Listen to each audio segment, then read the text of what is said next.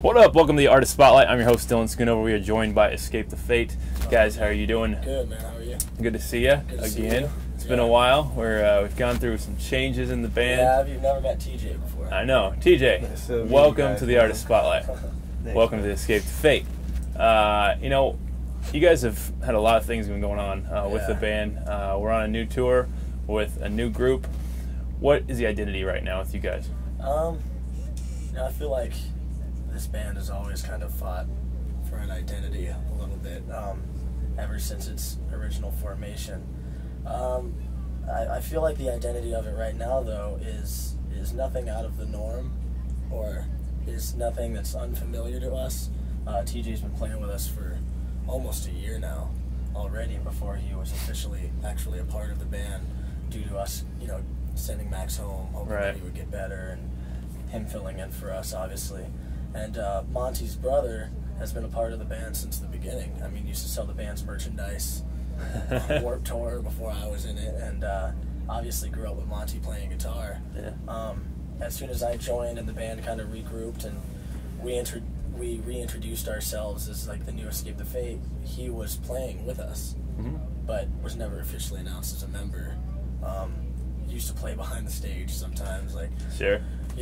You're not allowed on stage, and then finally he was allowed on the stage, but he was restricted to a little box because Max didn't want him to get in his way.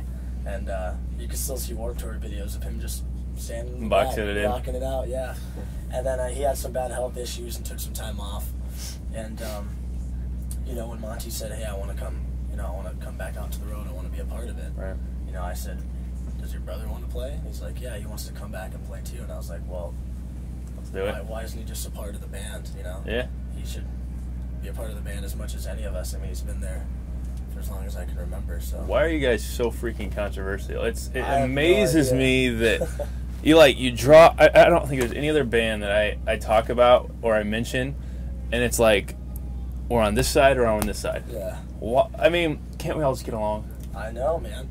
And the Max situation actually doesn't have anything to do with us not getting along with him at all. It's just he was being very self-destructive, and I miss the guy, and I love him dearly, and I wish him the best of luck, and I still email him all the time, like, "Hey buddy, how you doing? Let me know what's going on. You might not be a part of this band anymore, but you haven't lost a friend." Yeah. And I haven't heard back from him in a long time. Yeah. So hopefully he's still doing good. I see him post things online here and there about other random stuff, so at least I know he's still kicking. Sure. So I wish him the best. It's just we tried for so long and so hard.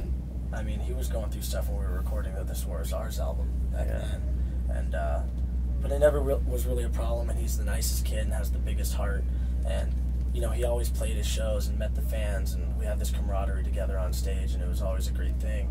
And all of a sudden that started deteriorating a little bit, and it got so bad to a point where we had an intervention. We had people from our label fly out. We had just signed to a major label. Yeah, that's hard. We had them fly out, had our management fly out. We sat them down, we told them how much we loved them and cared about them, and said, "Look, man, you need to get some help."